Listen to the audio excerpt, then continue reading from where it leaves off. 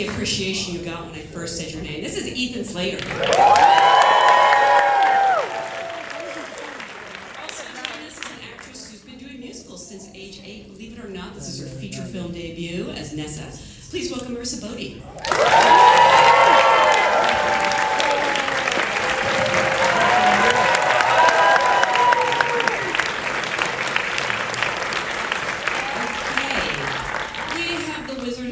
You have to get a legend to play a legend. Please welcome Jeff Goldblum.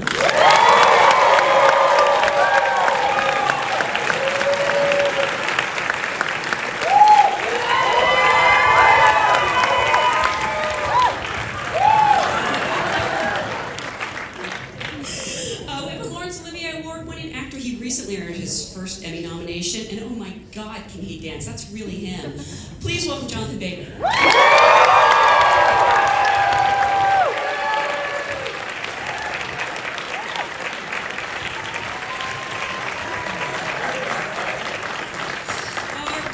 She is, of course, a singer, songwriter, actress, and I'm sorry, but probably the greatest Saturday Night Live host of all time. Please welcome Ariana Grande.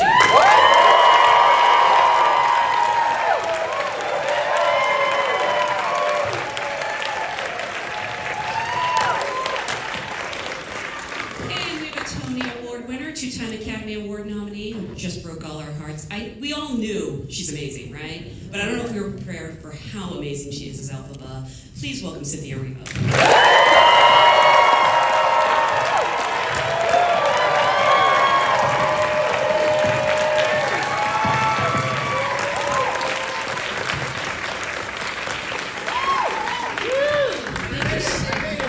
Jon Chu.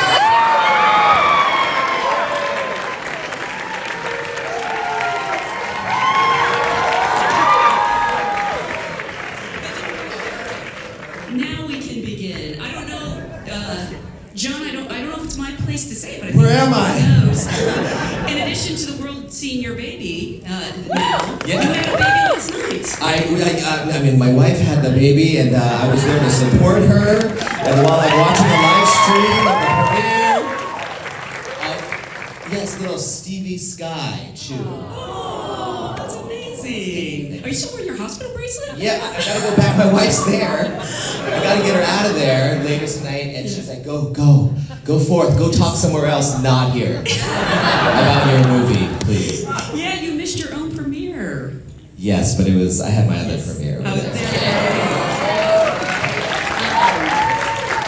Well, this is actually an audience of your fellow SAG actors. So I always love to go back to the beginning and ask, how did you get your SAG card? What was the job that brought that card to you? I know some of you are British, so this might be... It's true, yeah. Yeah. My SAG card was on Widows with Steve McQueen and Ryan Davis. That was my first. Was that your film debut? That was my film debut. Oh my God, did they tell you it's all downhill from here? I know. I mean, I thought that was the peak, to be honest, but I was wrong, that's for sure. Yeah. Ariana, for you? I think it might have been Don't Look Up. I think it was recently. Yeah. Because you've been performing for a while, obviously, but that was... Yeah, but I thought it was my first time in a film, so... Wow, your first movie and right out of the gate a SAG nomination. Yeah. This is easy. I was an extra on Secret World of Alex Mack and Nickelodeon.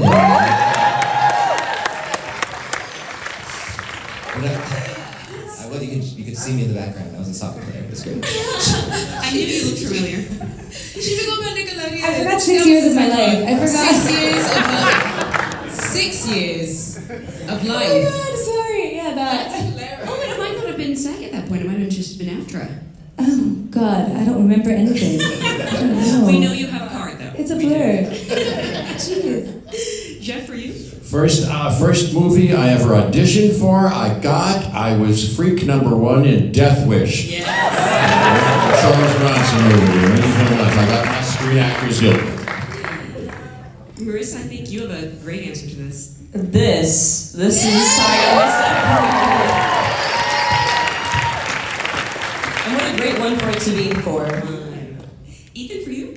Yeah, I'm not 100% sure, but I feel like it was Law & Order SVU. Was the first. I think it was. Law & Orders. I mean, How many of the, as a New York actor, how many of the Law & Orders have you done? that's the only one I've done, but it felt like I was joining an illustrious group of theater actors who had played various roles on that show. Well, you're not really a Broadway star until you can put in your bio, Law and Order. That's right. Wait, what? Yeah, I haven't done it. Oh no! What happened? I'm sorry, you can't be a Broadway star. I guess the Tony didn't work. We're gonna have to take it back. Damn. All that work for nothing. Jonathan, for you? Mine was Fellow Travellers 2 years ago. That's amazing. So you'd already done several series and been working for years. That was the one. That was the one that took me over to Toronto, so Hollywood North. I love that. Well, again, look at you all now. Congratulations on a wonderful movie. I think I speak for so many people when I say thanks for not messing it up. This is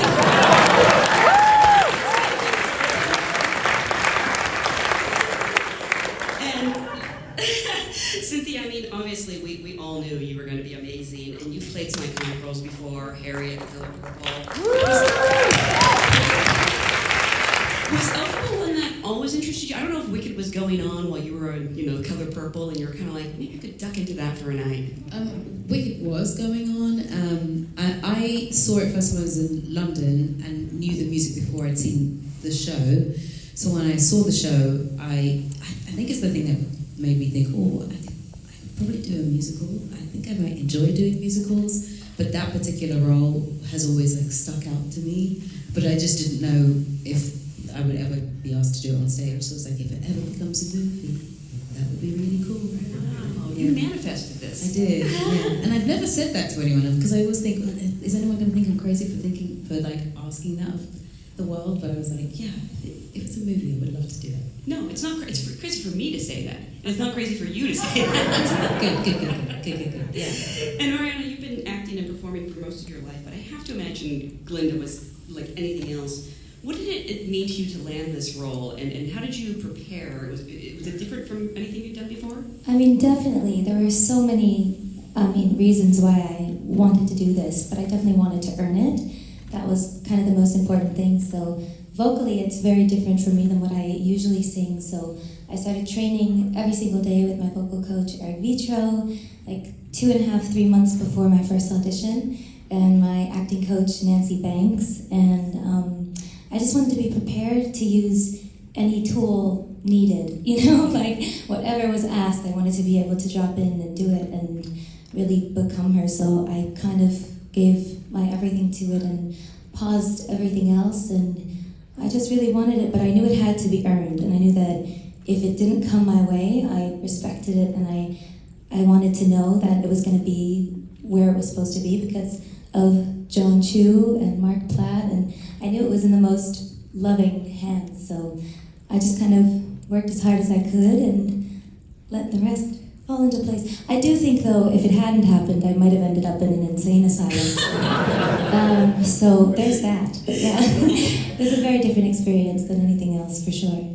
I mean, I don't think it's any secret that every actor was coveting these roles. And John, I know you saw some extremely talented actors. Yeah. What was it about this combination that spoke to you? Because so much of the film depends on your relationship, and it makes sense strange. Was there a chemistry read? Because the moment No chemistry. you were going on faith. I mean, I didn't purposely do that. I just brought them in enough times, and I was like, I understood that we'd seen so many alphabets, and everyone was so amazing, but there is a certain thing, we could not make this movie if you didn't find the right alphabet and Galindas of this moment. Yep. And you could feel it, and I was ready for someone to take it from my hands, take it from my responsibility. And when Cynthia first came in, it was later in the process. I'd seen so many people, and she came in, and I was expecting Cynthia Erivo coming in with the dress and the thing and the That was the icon.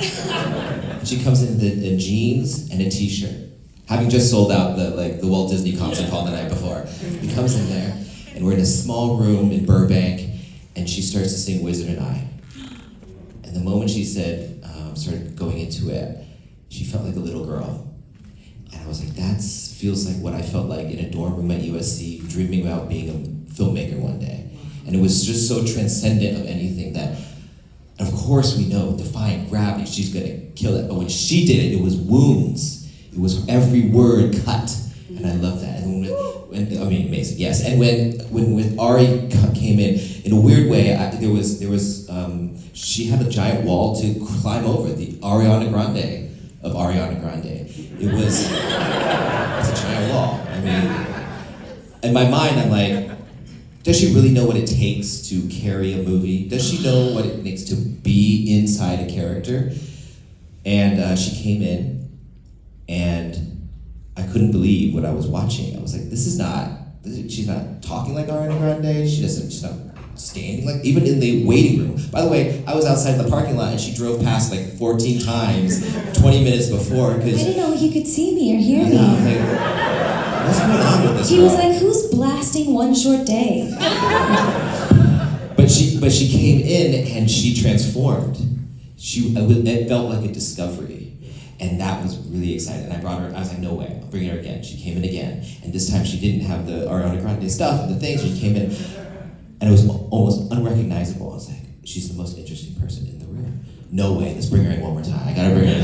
We brought her in, and that time she lived Galinda. I love someone who could play, and she was no longer playing a part of Galinda. She walked in, and if I put a chair in front of her, I go, Galinda, jump over that. She could jump over it, and it would be like, yeah, that's what Galinda. I felt like I was meeting her Galinda for the first time, not Ariana Grande, and to me that was what we needed in this movie. And when I see this, I think people are going to discover these two women, even though they think they know who they are. They're going to see something they've never seen before, and I'm so excited about it.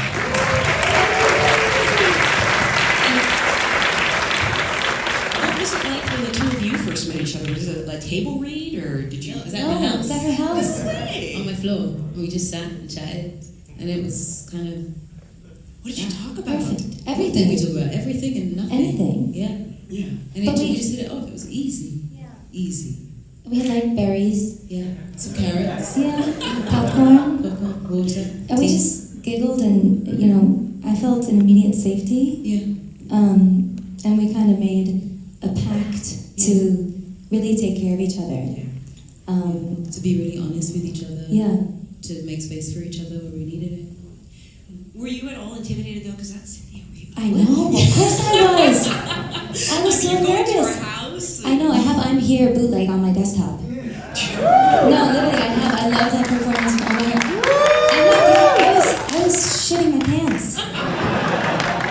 But she's just the warmest human being, and we were just so open immediately with each other, and I think that promise that we made to each other and how we kept it and how it strengthened along the way is one of the things that we're proudest of. Yeah. Yeah. Some of the best things are things that you haven't seen. The way we function together, take care of each other. That's one of the biggest things that I will take away from this. That's Truly, fantastic. Jonathan, I feel like Pierre is almost a third wheel in this relationship. And I've been lucky enough to see you on stage before, so I know you can do anything. But I was so blown away by your work here, and we're just going to spend the rest of our time talking about your dancing through life choreography. Yeah. That's not a special effect. That is you. Yeah, that is me, but it obviously comes from the mastermind of Chris Scott, who's the choreographer. It is amazing.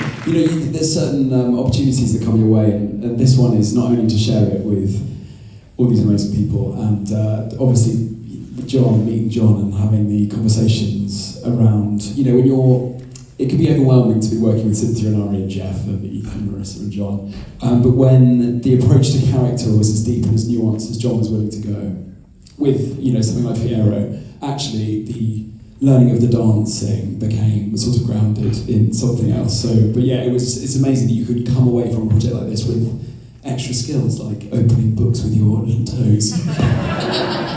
Did everyone show up on set those days when he was doing the dance? Because I would just want to watch. Oh yes. Well, it's a really special moment in the film because actually I feel like everyone comes together at that point. Obviously, Jeff is being kept in the wizard's sleeve, as it were. But we're all there in the room, and it was a very special. I wouldn't have been able to do it with everyone sort of guiding you on, and the 300 dancers that we had, which were they were knockout. So yeah, the energy was wild. And you would even see grips like dancing after and then humming it to themselves, going to their cars. I want to see the BTS because I need to know that he didn't nail it perfectly every time. I need Oh, to but he see did. it. Oh, he did. You'll be very disappointed to find out.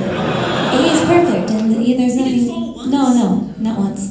Sliding on books, real books, and he's sliding across, and he has to look this amazing. I think there was a few restitching of the groin, and also what you can't see. Paul Taswell, the costume designer, is, I think we can all agree, incredible.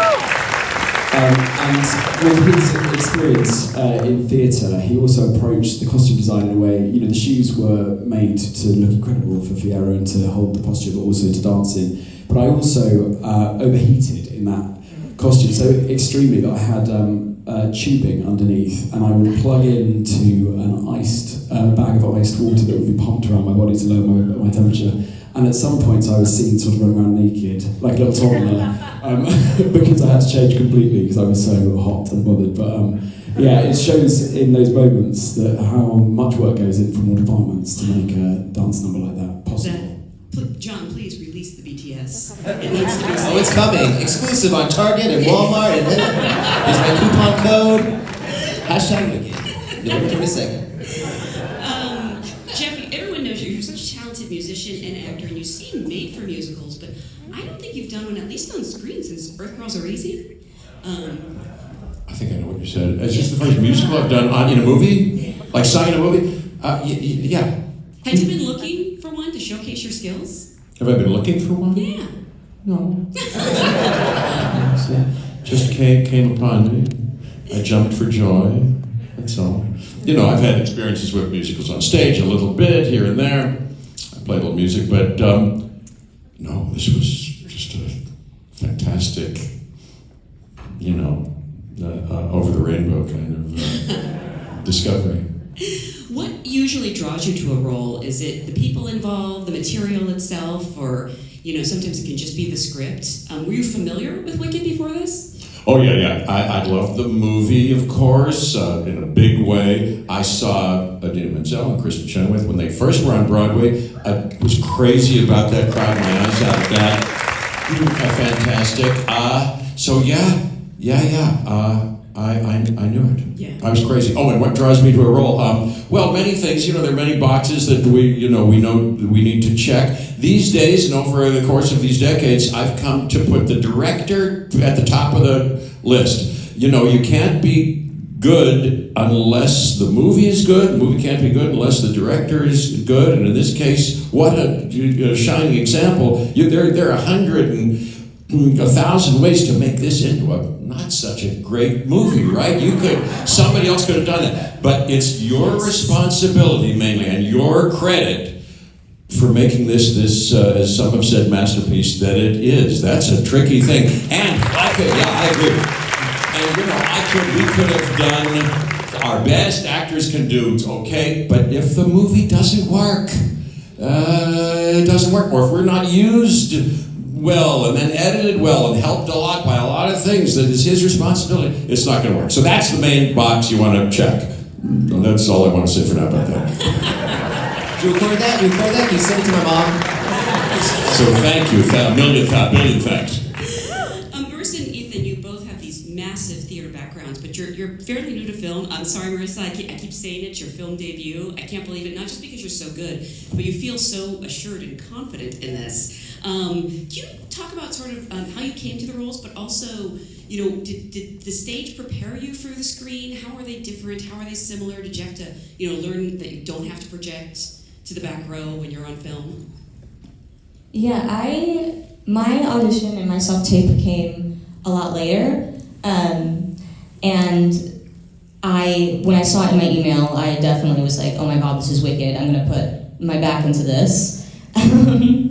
And yeah, I feel so lucky and privileged to be a part of everything, and for this to be, like you said, my main breakout role, and also to be the first ever authentically cast disabled Nessa. That means the absolute maximum. And then I guess in terms of from the stage to movie, I did go to a performing arts college, which we learned a lot about the difference between stage and film. So I think I had a bit of a bit of technique already on the back burner a little bit. And so I definitely took that with me, definitely read in between the lines of the script so I could take those subtleties and really put that into my character and really think about the thought process of my character. I journaled actually as my character, just to fill in the blanks that may not have been written in the script, and that was also very helpful. And Ethan, for you, what was that? I mean, you were on Law and Order, but what was the learning curve like? Yeah.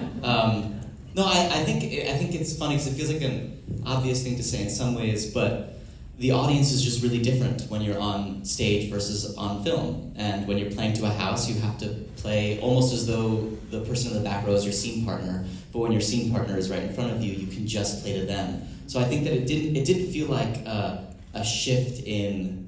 A lot of people talk about it as big or small or projection. It was just easier to play to the people that are nearby, even in moments where you're singing, even when you have the heightened sort of musical theater thing happening where emotions are so big you can't say them, you have to sing them. You can just sing it to the person in front of you.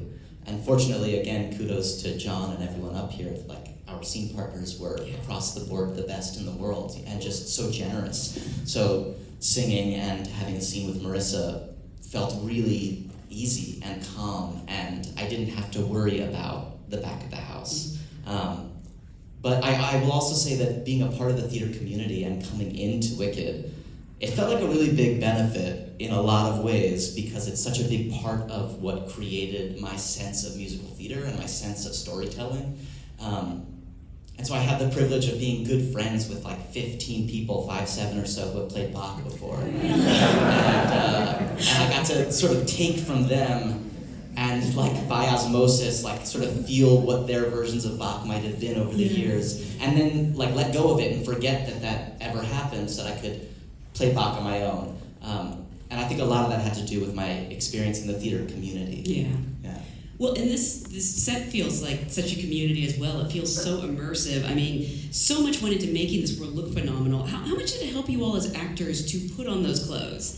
You know, to like really lock in the characters, but also be on those sets that are just, they're so immersive, and you look around, you know, and you see the world of Oz. That how much does that help you? Yeah. Yeah. Oh, hello. So much.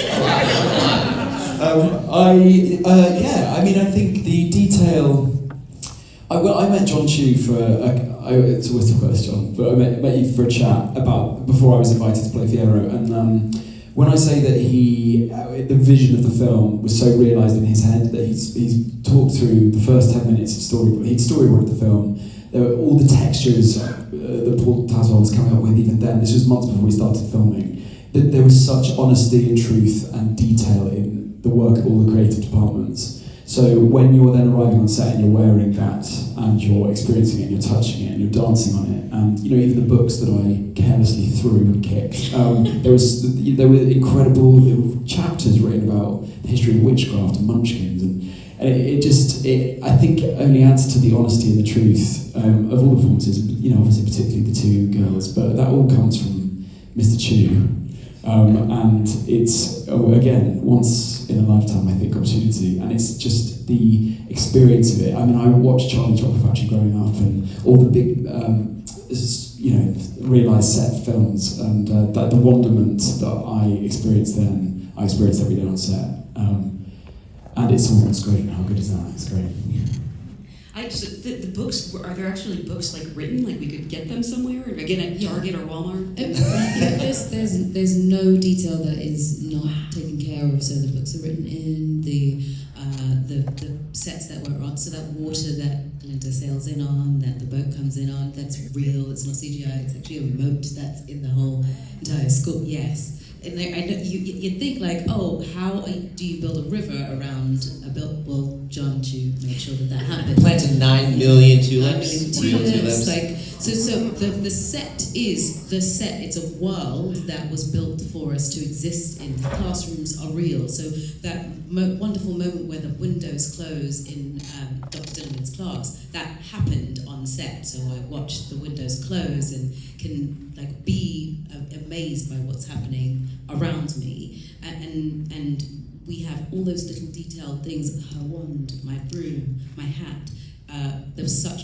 wonderful collaboration that we could help design the thing that we were going to be holding on to for such a long time. So I knew that I wanted like the top of my broom to look like a hand. I knew what kind of roots we wanted to look at. He sent me a million pictures of different roots and trees and plants that could make sense, and that's what we made them out of. And we saw the first model, and then we could see the second. That's how detailed every single thing. And it's the was. mangrove root, which when they merge Yes. together, they turn into one. So far that scientists have a hard time to decipher the DNA, whether it's two roots still or one. Right. And that's what we thought was really helpful in that. That's how detailed it is.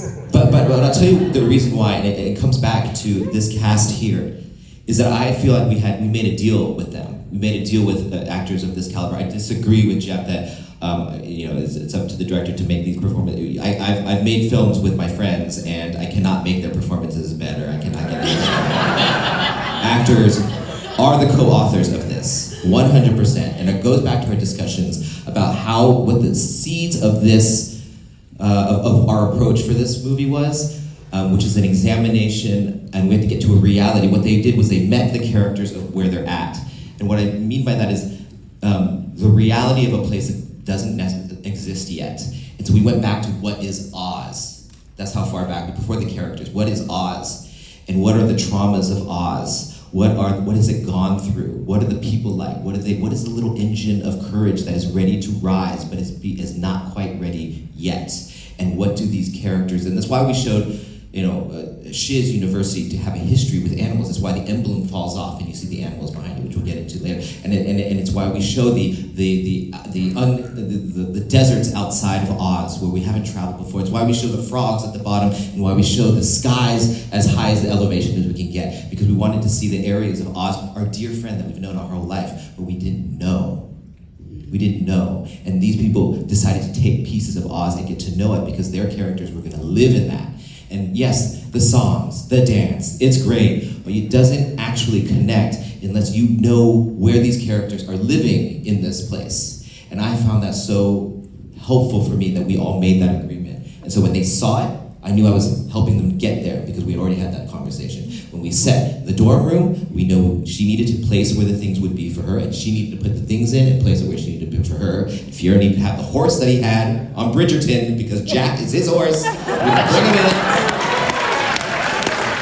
Never work with animals or children unless they're called Jack. But that's, I think, when their characters are, it's misleading to say the songs are great and the things are great and it's very flash. It's the little things. It is the silence in the Oz dust. It is the silence in defying gravity when you're saying goodbye and not saying it. It's when he offers to turn her skin green and she doesn't take that offer. Instead says she wants it for the animals. To me, these are the things that everybody does that I just, every day was like treasures, digging them up and getting it in my little camera and going home and be like, I got that. And they brought it. I never dictated that. We just knew what we were trying to go for, and they would every day bring magic to it. Were they singing a lot on set? Just because even in Jeff, you're going to be also jealous. They just broke into a song backstage, spontaneously. I got to see that. I didn't film it. I wish I had. But was there a lot of singing? Because I think you're all theater kids at heart. Yes.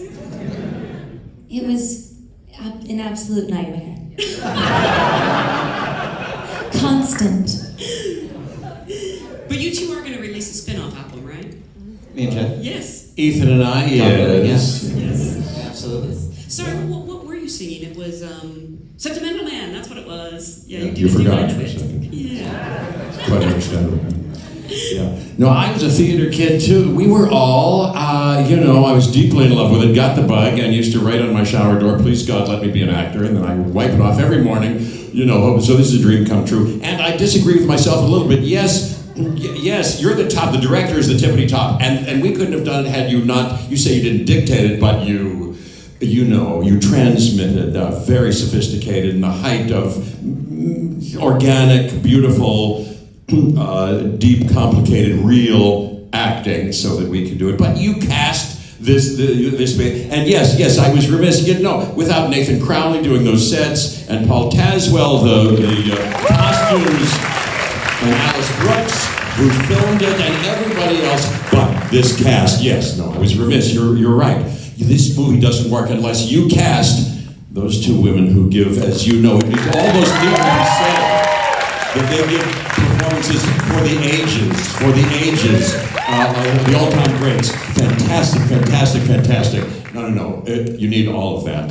But he's the director. Jeff Goldblum is the greatest hype man in history. I can't top that, so I just want to say I'm so glad there's more to come. Thank you again for this beautiful experience. Thank you all for being a great audience.